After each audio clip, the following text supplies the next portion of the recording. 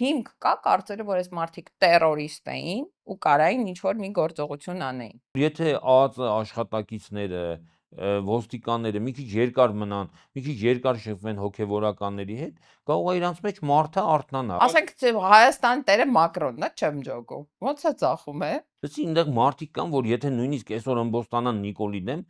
պարտադիր դրանց երեխեքին է կարող խլի բանը, պոշկեկն ու չգիտեմ ինչը սիրտն ու թոքերը ծախի։ Չի կարա այս ազգը այդքան Նիկոլ ծնի դու է։ Այդպես մի հատ 100 տարի մի անգամ տես մի հատ կիքս ենք տվել։ Կամած հասկացան, որ այս մարդը մոլագառ է, մտասևեռված ինչ-որ հատկություններ ունի, հետապնդման մանիայով է տառապում։ Սատանաներ կան քաղաքում, հրահանգում եմ սատանաներին բռնել։ Ասի ախպեր, լսեք ուրեմն։ Հիմի որ ես այս Հայաստանը միացնում եմ Թուրքիային, ախպեր ձեր տների գները բարձրանալու է։ Ինչի՞։ Որտեվ Թուրքիայում տան գները բանը ավելի բարձր է, քան Հայաստանում։ Այդպես խելոք իրանց համար նստած էին, մենք բոլորս տերորիստ դարձանք։ Ինքն այդ կլեյմոն, այդ կնիքը ծախողի մնում է մարդու վրա։ Հազարավոր մարդկանց խոսքը ավելի քիչ արժի, քան մի հատ Նիկոլ Փաշինյանի խոսքը, որը զանգել է ասել է պետք է փագես։ Միացում։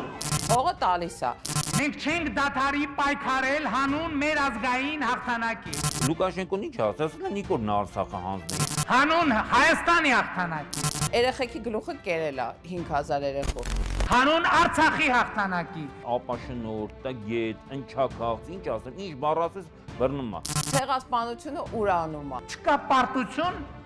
քանի դեռ ինքդ քեզ պարտված չես ճանաչել։ Արցախը ճանաչում է Ադրբեջանի կազմում։ Արցախը Հայաստան է եւ վերջ։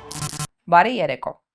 Դուք հրապարակի YouTube-յան ալիքում եք։ Ձեզ համար զրուցել են Զարան եւ Ավետիսը։ Ողջույն Ավջան։ Բարև ձեզ, բարև Զարան։ Մեր հետևորդներին հիշեցնենք, որ մեզ պետք է բաժանորդագրվել ներքևի հատվածում, մեզ կարելի է մեկնաբանություններ գրել, հարցեր ուղարկել եւ ընդհանրապես մեր նյութերը կարելի է տարածել, որ մենք ավելի մեծ լսարան ունենանք։ Դե հիմա գնացինք։ Այն որ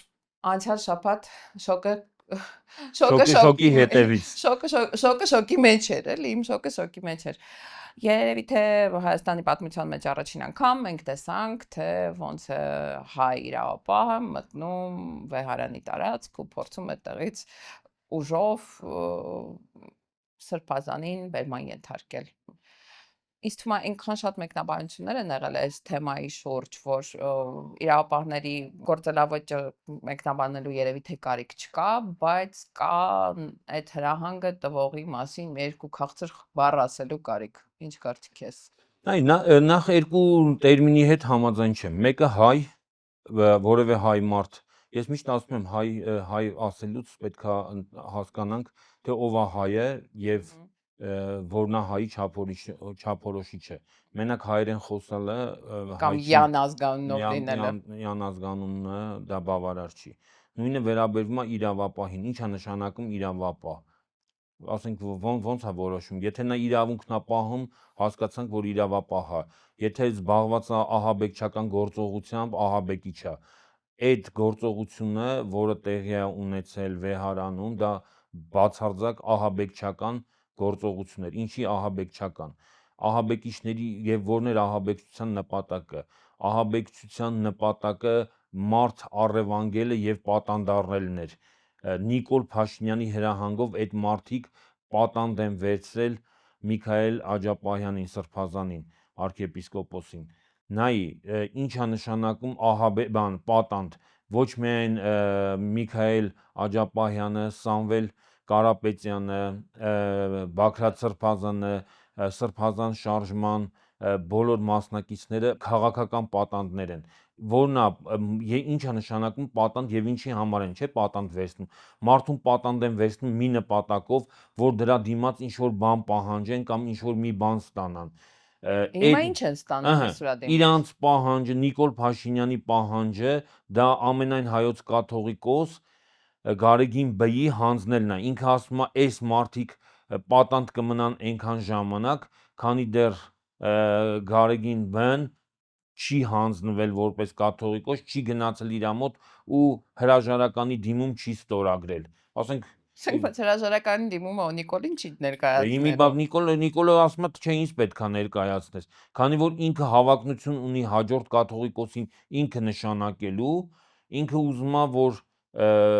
հրաժարականի դիմումն էլ ինքը ընդունի, որովհետև եթե դու իրավունք չունես մարդուն աշխատանքից ազատելու, դու իրավունք չունես այդ մարդուն նրա փոխարեն նոր մարդ նշանակելու։ Սրանք տրիվիալ բան, պարզ բաներ են, որոնք հասարակության մեծ մասը հասկանում է, մի մասն էլ հասկանալով իրան գժի տեղադրնել, թե չի հասկանում։ Մի հատ ես սատանայի փաստաբանի դերը էլի բանանեմ կիրառեմ բանը Տիկին Հակոբյանը գրառում արեց Հասմիկ Պապյանին ուղղված, որ ինչպես կարող ես արդարացնել ահաբեկիչներին, նրանք terroristներ էին, պատրաստվում էին ավտոբուսներ պայթացնել, չգիտեմ ինչեր անել։ Հիմա մենք կարող ենք ինչ որ մի հիմք կա ընդհանրապես, այս վերջերս հրապարակած այդ ձայնագրություններում,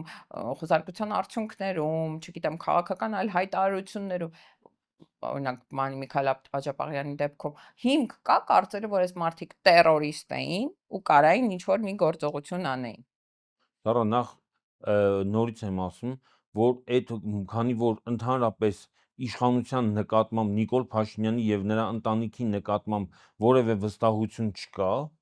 չի կարա վստահություն լինի նաև նրանց կողմից ներկայացած որևէ փաստի, որևէ ձայնագրության եւ այլն։ Ես այդ ձայնագրությունները հավատա նույնիսկ չեմ էլ լսել, որովհետեւ դա համարել եմ վիրավորանք իմ անձի նկատմամբ, որ ես նստեմ Նիկոլի ու Աննայի սարքած կամ նրանց հանձնարարությամբ սարքված ձայնագրությունները լսեմ։ Հետո ուրիշ հարց է առաջանում. ինչի է ամբողջ Հայաստանը ուզում սպանել Նիկոլ Փաշինյանին, Աննա Հակոբյանին եւ ինչի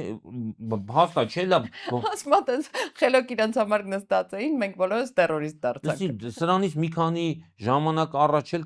ուրիշ չէ terroristական խումբ բացահայտեցին։ Վայ, ես վերջին 7 տարվա ընթացքում 5 հատ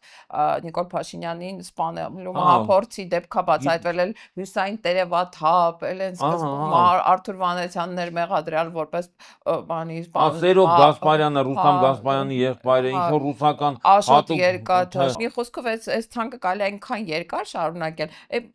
Էդ էլ է լավ հարց։ Օրինակ, այս մարդը նոր թեմա չունի, անընդհատ պետք է իշխանապողության իրան սպանելուն, իրան վերացնելուն ուղված բաներով քրական գործեր հարուցի։ Չէ, լավ ինքը իրան հարց չի տալի, այդ ոնց է լինում, որ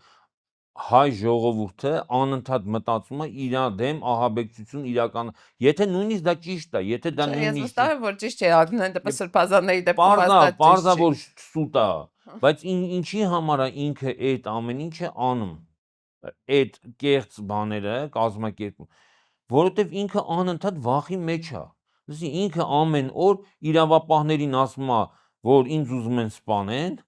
ինձ ուզում են վերացնեն, իմ ընտանիքը ուզում են վերացնեն։ Պատկերացնում ես այդ համակարգերի վիճակը։ Հա, ասում է դուք լավ չեք աշխատում, որ ահաբեկիչ չեք բացահայտում։ Պատկերացնում ես, ասենք ԱԱԾ աշխատողների վիճակը, չգիտեմ, ոստիկանության դատախազության քննչականի աշխատողների վիճակը, որ ստիպված են այտենց այդ տարօրինակ մի քիչ հիվանդագին, վախերի դեմ բայկ։ Այն լրիվ են հիշում ես, այն սկզբում որ ասում էր սատանաներ կան քաղաքում, հրահանգում եմ սատանաներին բռնել, չգիտեմ ինչ։ Բացահայտել հայտնի ուժերի եւ սատանայի կապը, չգիտեմ, այտենց էլ չհասկացਵਾ բացահայտվեց, չբացահայտվեց։ Հիմա հայտնի ուժերն էին սատանայի մոտ աշխատում, թե սատանան հայտնի ուժերի մոտ։ Չէ, այն ժամանակ դա ընկալվում էր որպես բան, շոու PR բան, բայց հետո մարդիկ կամաց հասկացան, որ այս մարդը մոլագար է, մտասևեռված ինչ որ հատկություններ ունի, հետապնդման մանիայով է տառապում, ու դա հասկանում ես մի ամբողջ երկրի համակարգի համար դարել է խնդիր։ Դժբախտություն ես կասեի։ Դու տեսել ես ոնց է ինքը տեղաշարժվում։ Հա, 21 մեքենա։ Մենք բարբերաբար մեր բագրության բան պատշգամբից նկարում ենք այդ տեսարանը։ Լավ, մեքենաները մի կողմ։ Զարա իմ այդ կորտեժը, այսպես ասած, այդ անվտանգության շարասյունը, դա մի կողմ, բայց քանի 100,000 ոստիկան շարվում է այդ քիչ է մնում ձեռի բռնած սենց իրան Ճամփեքին 100 մետրը մեկ մեքենաներ են կանգնացնում, թե ինչի համար են դի մեքենաներ, ոստիկաններ, ասում եմ, եթե այդ ոստիկանները սենց ձեռ բռնեն,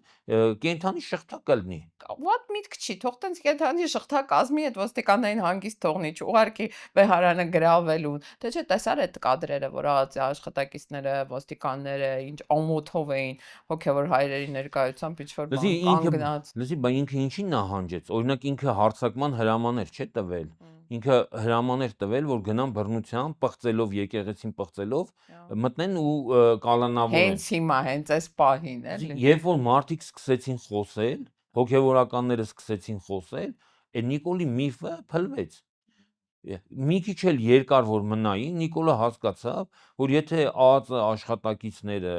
ոստիկանները մի քիչ երկար մնան, մի քիչ երկար շփվեն հոգևորականների հետ, կարող է իրանց մեջ մարդը արթնանա, ասենք դե իրանց անընդհատ գազան են, չէ՞ ներարկում, որ դուք որ այս ազգը, այդ հոգևորականները Թե որ դուք հրահանգ կատարող եք, որ ձեզ մտածել պետք չի, դա դες չի վերաբերվում, մենք ուր ենք ձեզ ուղարկում, պիտի գնաք անեք այն ինչ որ մենք ձեզ ասում ենք։ Հա, իրանց մեջ գազանի են ներարկում։ Հոգևորականները սրանց ասում են, ախպեր, չէ, դուք գազան չեք, դուք մարդ եք։ Ու այդ կարար այդ մարդկանց մեջ հեղաշրջումը լինել։ Կարող է շատերի մոտ հեղաշրջում ա եղել նաև այս ընթացքում, չի բացառում։ Հիմա մենք համաձայն ենք, որ Նիկոլը ավտորիտար կառավարման սկզբունքներից արդեն գնում է դեպի բռնապետական կառավարման, որ Այ զուտ քաղաքագիտական իմաստով ավտորիտարիզմի ու բռնապետության կամ այսպես կոչված տոտալիտարիզմի մեջ տարբերությունը շատ քիչ է, գիտես ինչի համար։ մի մարդու դերով ավելի շատ պայմանավորված այդ տարբերությունը, էլի։ Չէ, ավտորիտարիզմի ժամանակ համարվում է, որ կան ինստիտուտները աշխատում են։ արհեստական ինստիտուտներ, չեն աշխատում, չէ։ Կան ինստիտուտներ, որոնք չեն աշխատում, ունեն դեկորատիվ բնույթ։ Բազմակուսակցական համակարգ, չգիտեմ,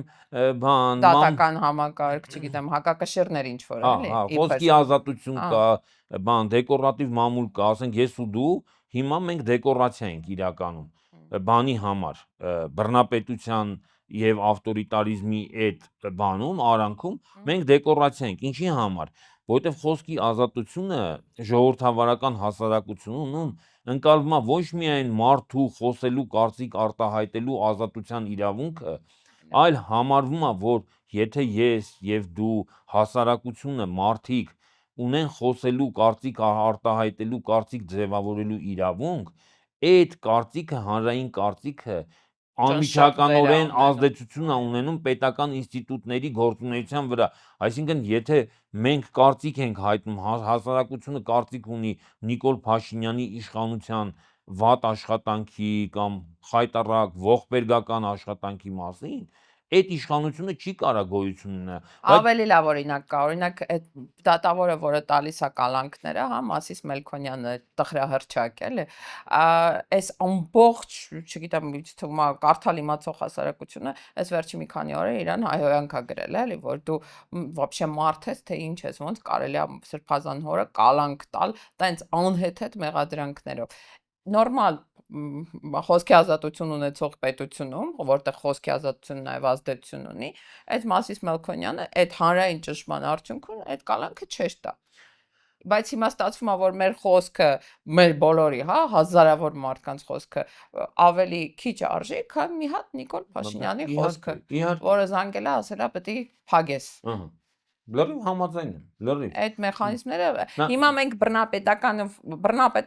ես անկեղծ ինձ թվում է սա բռնապետականն է, որովհետև ինքը բոլոր իմաստներով կենտրոնացել է այդ իշխանությունը իր ձեռքում, որովհետև իր այտենց Աստվածչյանի, ասենք, ինքը եթե վաղ առավոտը չլինի, իր կառուցած ոչ քաղաքական ուժը, ոչ պետական ինստիտուտները էլ գոյություն չունենա, այդ ինքը չի կարողանա սա ժառանգություն թողնել ինչ որ մեկին, չեմ ասում ընտանիքի անդամի, բայց գոնե իր քաղաքական կուսակցության անդամներից մեկին, էլի ասենք, որտեղ այս վերջին օրերին նաև այդ կոչերն են հնչում, որ ԿՊ-ի մեջ տարանջատվեք տղեկ, ով որ համաձայն չի, գոնե բան արեք, ձեզ մի քիչ հեռու պահեք, հնարավորություն կունենաք այդ իրանից ազատվելու։ Այդ բաները մեխանիզմները վերացել են, համաձայն ես թե չէ։ Զուտ բանի իմաստով, որ ինքը իր իշխանությունը պահում է ոչ թե հեղինակության եւ հանրային աջակցության վրա, այլ պահում է բացառապես բռնության վրա, այսինքն բռնության միջոցով, բռնության կիրառման, բռնության Ոստիկանական սպառնալիքով, ուժերով։ այո, այդ իմաստով ոստիկանական ԱԱԾ, չգիտեմ, դատախազություն, դա հիմի բռնությունը ումից կբխի, քննչական կոմիտեից կբխի, թե բանի ոստիկանությունից կբխի, թե ԱԱԾ-ից, ինչ կարևոր է։ Կարևորը բռնությունն է եւ բռնության վախը։ Այսինքն մի մասին բռնում ես, մի մասին ծեծում ես, մի մասին էլ վախացնում ես հնարավոր հետևանքներով։ Այդ իմաստով իհարկե երկիրը բռնապետություն է։ Հիմա թե դրա անունը թե այդ երկրում կլինի, ենթադրենք, անունով դատական համակարգ։ Հիմա ասենք դատական համակարգ կա, որը, լսի, դատական համակարգը խորհրդարանը, ազգային ժողովը, չէ, ասենք ժողովրդավարության իմաստը ո՞րն է, որ կա օրենսդիր իշխանություն, այո, հակակշիռ, գործադիր իշխանությունը, դատական իշխանությունը, դրանք մերը պարլամենտական պետություն է,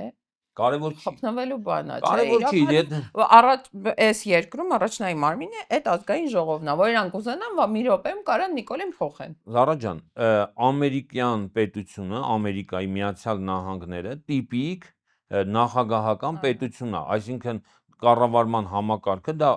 ասենց ցայտուն նախագահական կառավարման համակարգի դրսևորումը հենց ամերիկյան պետությունն է, բայց ամերիկյան պետությունում կոնգրեսը, սենատը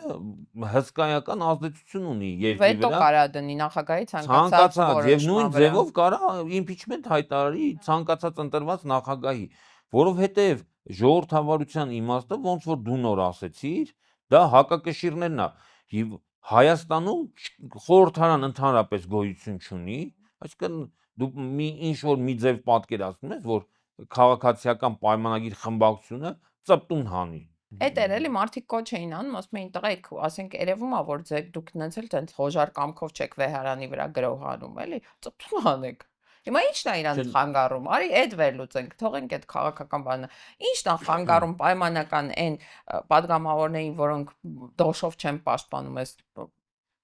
հանցագործությունները, այդ падգամավորները տարանջատվեն, խմբակցությունից դուրս գան, նոր խմբակցություն ձևավորեն կամ անկախ падգամավորների ֆորմատով բան ունենան։ Ինչը Հովիկ Աղազյանն ու Հակոբ Ասլանյանը դուրս եկան, չեն մեռել, չէ՞ ոնց որ։ Ոչ մեկ իրաց չի գնդակահարել։ Դե հիմա չի գնդակահարել, բայց Հովիկ Աղազարյանի նկատմամբ կա հարուցված քրեական գործ։ Ես վստահ եմ, որ Նիկոլը եթե հրահանգ տա, քրեական գործ կհարուցեն նաև Հակոբ Ասլանյանի նկատմամբ։ Եվ երկրորդը, նայ, ինքը ինչ է ասում։ Ասում է, լսեք, դուք հանցագործներ եք,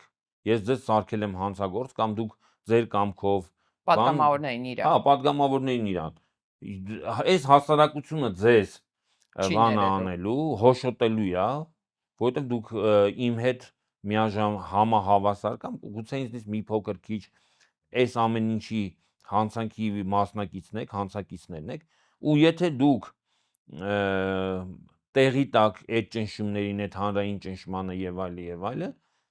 եւ երկրում լինի օրինական իշխանություն ձևավորվի, այլ իշխանություն ձևավորվի, նույնիսկ ոչ օրինականն եմ ասում, էլի, ցանկացած ուրիշ իշխանության դեպքում ձեզ ուղղակի հոշոտելու են։ Այդ մեկ։ Եվ երկրորդը, այն որ ասում է բլիթի եւ մտրակի քաղաքականությունը։ Էդի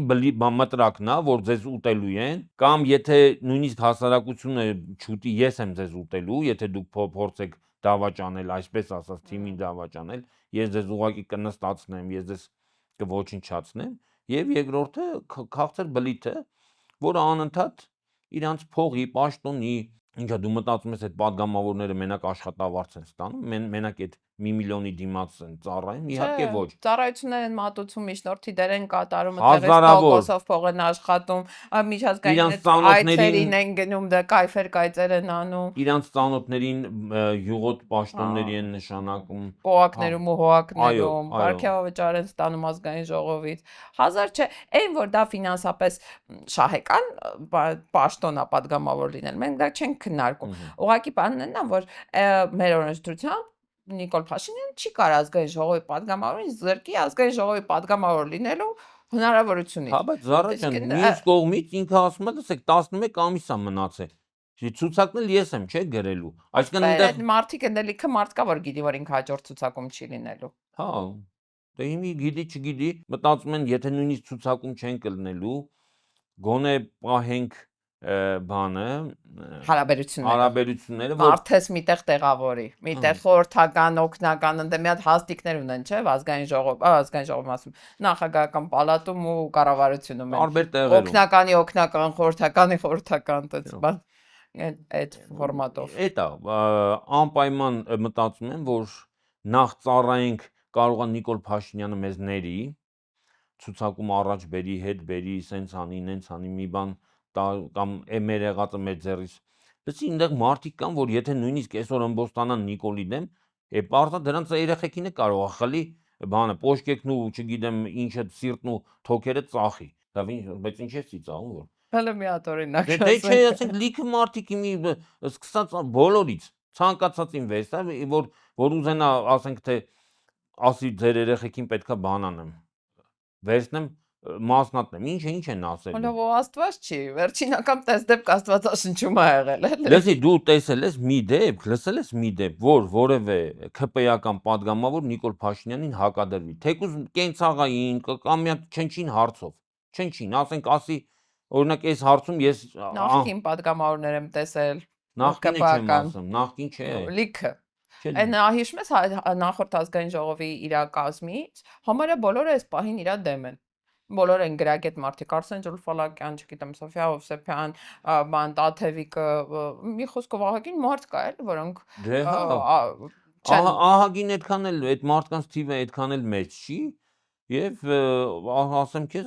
անհամեմատ ավելի մեծ է այն մարդկանց թիվը, ովքեր ծառայում են ու ծառայել են եւ շարունակում են ծառայել։ Ու Նիկոլը ինչ է ասում։ Ասում է տեսեք, այդ մարդիկ դավաճանեցին մեզ դեմ դուրս եկան ինձ ու նայեք հիմի իրանք ինչ վիճակում են ու սոված են բայց կարող է սոված չեն կենթանի են կամ սովամահ չեն եղել բայց դե ասում եմ դուք նայեք դուք ինչ վիճակի եք դուք ամեն ամիս էս եք ստանում են եք ստանում հիմի դուք ո՞րն եք ուզում ընտրեք ենթադրենք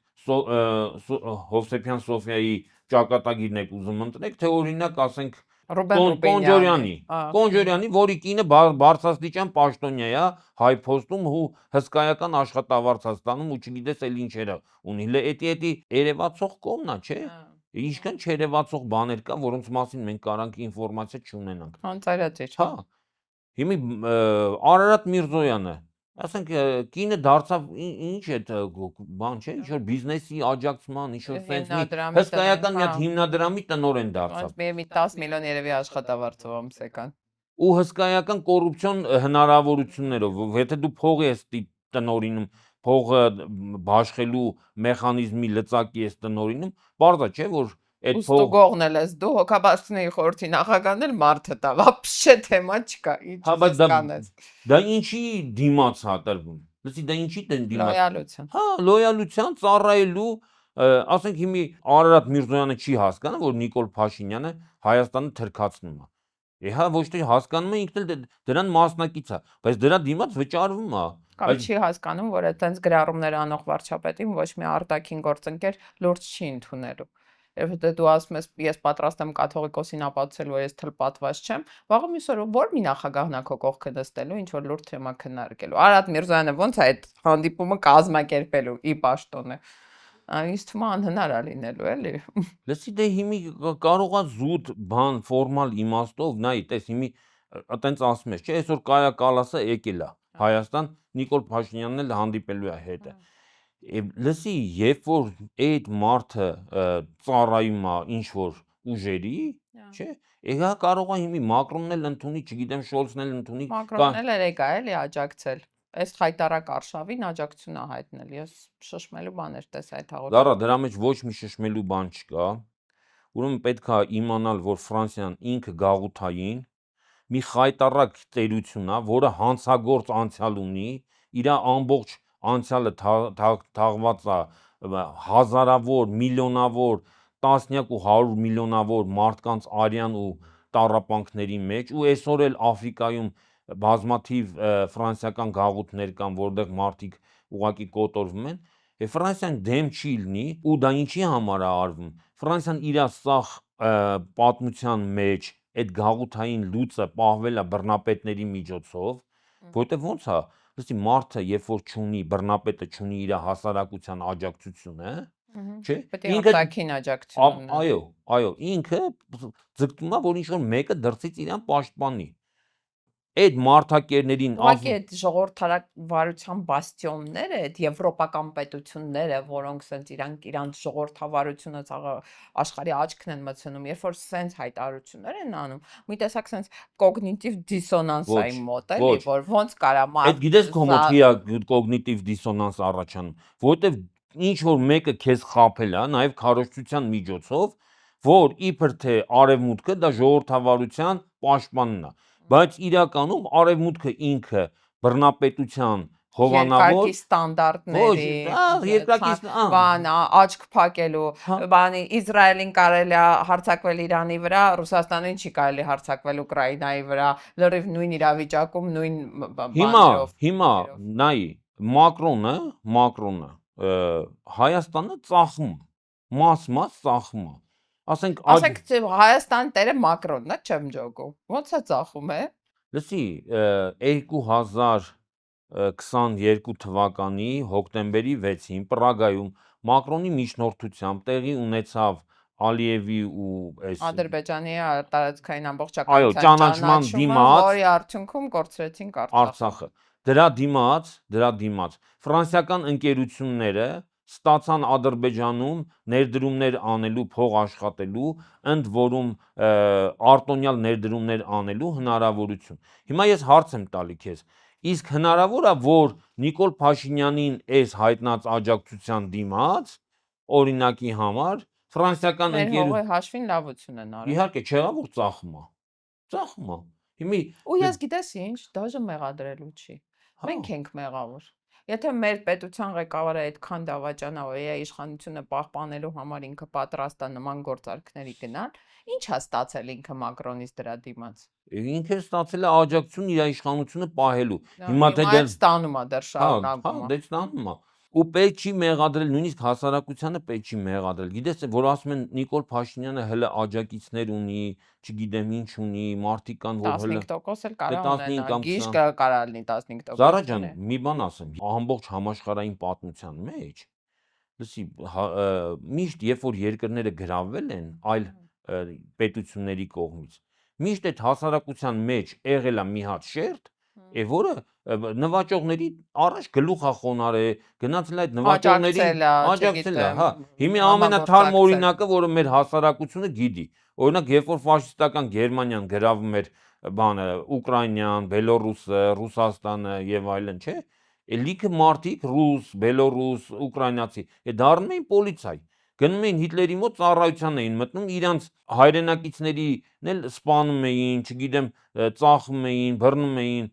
Ուզում եմ ասեմ հիմա, որ մարդիկ ասում են, բա որ Ալիևը լինի երկրի նախագահ, սրանք կեթան Ալիևի։ Հա, որ Ալիևը լինի Հայաստանի նախագահ, էլի կլինեն լիքը մարդիկ, որ կգնան փողի համար, կգնան պաշտոնի համար, մեկը կասի դե երեխեքիս կյանքը փրկեցի, մեկը կասի դե ախպե բա ինչ, հա տուն եմ պահում, մեկը Ինչ է, դու մտածում ես այս հայ ոստիկանները, որ հիմի, ասենք Ալիևը նստած լինի Նիկոլի տեղը կառավարական ամառանոցում։ Չեն մտնելու, Մեհարան իհարկե մտնելու են։ Չէ, չեն գնալու աշխատեն, ոստիկան։ Աշխատելու են, ինչ են ասելու են ախպե թե հրաման ենք կատարում։ Դա վլա ոստիկանը կարա ասի հրաման ենք կատարում։ Երեք պատմեցին, որ դատական համակարգում 60%-ը դե Նիկոլի նշանակած դատավորներն են, չէ՞, ջահել տղաներով ու աղջիկներով լցրել է դատարանները։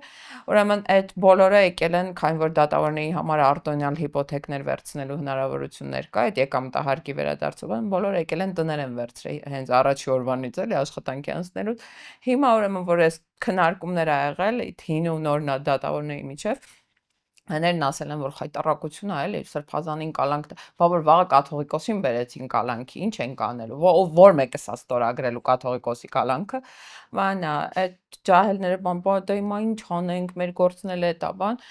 հներից մի քանի հոգի հարցակվել ասել ձեր հիպոթեկի տների պատճառով որոշել եք ամեն ինչին կուլ գնաք էդ էլ հրահանգ չկատարող կառույցը հա օրենքով սահմանված է որ ինքը տարանջատված է որ իր անկախությունը երաշխավորված է այդ պատկերացնում ես արդեն այդտեղ ենք հասել որ մարդիկ քննարկում են կաթողիկոսին կալանք տանք թե չէ Չէ, դե դու ինչա կասկածում ես որ հաստատ կգտնվի մարդ, որ այդ կալանքի Ասես Մելքոնյանը կտա Հա, Ես կարծում եմ մենակ Մասիս Մելքոնյանը չի, պետք չի Լիքը մարդ, կենտրոնանալ, լիքը իրա վրա։ Չէ, պետք է։ Իրանք պիտի հասկանան, որ իրանք անունները հնչելու են, որ մենք իրանք հիշելու ենք, որ իրանք երեխեքին դպրոցում հարցնել են, խի պապաց Սրբազանին կալանք տվեց։ Այդ ամեն ինչը նաև պետք է այդ, չէ, իր անձնական կյանքի մեջ ներկա լինի, իր Անպայման ներկա է գործունեության ալնելու։ արդյունք։ Լսի, անպայման ներկա է ալնելու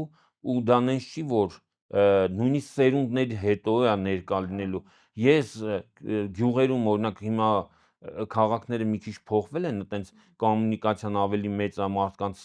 Քանակն շատ, հա։ բայց օրինակ գյուղերում մարդիկ մինչև հիմա հիշում են համարյա 100 տարի է անցել, որ այսինչ մարդը 37 թվին եղել է, ասենք, ծախող սրանա նստածել Դանոս արել, բան արել։ Ու դրա Գերդաստանի նկատմամբ մինչև այդ, ասենք, մինչև հիմա 37 թիվն ու 25 թիվը ուր, էլի 12 տարի հետո 188 տարի անց է։ Քանի սերունդ, մոտավորապես 3-4 սերունդ է փոխվել։ Բայց համարում են, որ դա ծախողի ընտանիք է, ծախողի Գերդաստանն է, այսինքն այդ կլեյմոն, այդ կնիքը ծախողի մնում է մարդու վրա։ Նենց չի, որ չի մնալու կամ Էլ չեմ խոսում, ասենք, բանի մասին, էլի, այդ գլխավոր բանի։ Ասենք լավ մենք Վասակցյունի ենք հիշում, ասենք դարերից եկած մեր դավաճաններին, մերը մի քիչ բան է, բայց դավաճաններին հիշում ենք։ Դուք ինչի եք կապնում այդ շարքի մեջ։ Ես այդ եմ ինձ այդ ազարմաց։ Դե իրանց միակ հույսը այնա, որ իրանք կհասցնեն Հայաստանը դարձնեն թուրքական գաղութ, Որ իրանց հիփոթեկով տները մնա իրանց։ Հա, դե հիմի ինչի։ Հիմի որ ուրիշ մարդու հարցնես, հիմի Նիկոլ Փաշինյանը գիտես որ այն մեկ ասում է, չէ, ասում է, ես չեմ անում, էս արեցի, ձեր տան գինը բարձացավ, բան, չէ։ Հիմի վաղը կարող է հելնի ասի, ախպեր, լսեք ուրեմն։ Հիմի որ ես այս Հայաստանը միացնում եմ Թուրքիային, ախպեր, ձեր տների գները բարձրանալու է։ Ինչի՞։ Որտեվ Թուրքիայում տան գները բան ավելի բարձր է, քան Հայաստանը։ Հազար տնտեսություն ունեցող Հա, պետություն։ մեծ երկիր է։ Հիմա ինչա դուք չեք ուզում որ հարստանաք։ Հիմա մեկն էլ կային այդպես մարդիկ, այդպես մտածող մարդիկ, կարող ասեն, դե հիմի եթե պետք հա, կամ ասի, լսեք, հիմի որ Հայաստանից այսքան մարդ գնում է Անտալիա հանգստանալու։ Գնում եք Վրաստանով կամ չգիտեմ սենց անձնագիր եք վերցնում, վիզա եք տալի, բան եք անում, վիզայի փող եք մուծում, մեքենայով գնում եք, մեքենայի համար առանձին բան եք մուծում, վճար եք մուծում։ Հիմի որ դառնաք Թուրքիա, այդ փողը որ մնա ձեր գրպանը, այդ վիզայի փողը, այդ մեքենայի մուտքի վճարը, բանը, ավելի լավ չի։ Ես ձեր համար եմ անում, դու գիտեք ինձ ինչ։ Ձեր երկիրն է ծով կունենա։ Հա, ծովից ծով Հայաստան կլինի, ծովից ծով Հայաստան, հենա։ Պրոստը Թուրքիա, սխալ մի արտասանի է։ Դե չեք ինքը կասի Հայաստան ասի, դուք հիմի ձեր մեջ վնուշատ արեք ձեզ, որ դա Հայաստանն է։ Հիմի ոնց եք, կասի այն ոնց է, մինչև մի ասում եք արևմտյան Հայաստան, Վանը համարում եք Հայաստան։ Հա, ինչ մի թող Երևանն էլ լինի Թուրքիայի կազմում, բայց մենք կասենք սա Հայաստանն է։ Ինչ է փոխվում։ Ուզում եմ ասեմ, էշ խոսալու համար, ինքը մենք այնքան էշ խոսացել, լսի, որ հիմի էլ որ էշ խոսա, մարդիկ ասել են, արա, դե ճիշտ է ասում։ Միշտ իմացի մարդիկ չհակադրվող մի հատ շերտ կա, որը կյանքում հենց դու չես վախենում ես հակադրվես, դու սկսում ես քո մեջ արդարացնել այդ ամենահիմար, ամենատափակ, ամենաապուշ բանը կարելի է ասել ու արդարացնել ու դրան հիմնավորում բան անել։ Ես հիմի մի հատ բան ասեմ, մարդ սպանելը միշտ էդի ասում եմ, միշտ մարդ սպանելը, հատկապես երեխա սպանելը, դա հանցագործություն է։ Հիմա հարց է առաջանում, օրինակ թող մարդիկ գրեն, օրինակ Նիկոլ Փաշինյանին երեխա ժամանակ եթե ինչ-որ մեկը խեղդած լիներ, պատահաբար կամ գիտակցված, որ իմանար այսօրը այս ազգին այսօրինն է հասցնելու։ Հիմի դա կհարմարվեր բան, հանցագործություն, թե կհամարվեր հերոսություն։ Ներքևի հատվածում խնդրում եմ մեկնաբանությունների։ Ես օրինակ իմ հարցումներով համոզված եմ, որ շատերը դա հերոսություն կհամարեն։ Կասեն ախպեր, բայց դա հիմի դե ոնց հիմի բայց դա չի նշանակում, չէ՞ որ ցանկացած ծնված երեխու պետք է բռնես, սպանես, ասես ախպեր, բա կարող է մեծանան Նիկոլ դառնա։ Չէ, աստված։ Հա, դե հիմի ոնց կարաս այդպես բան։ Չկար այս ազգը այդքան Նիկոլ ծնի դու էլ։ Այդպես մի հատ 100 տարի մի անգամ այդպես մի հատ կիքս ենք տվել, պարտադիր այմա։ Դե հիմա,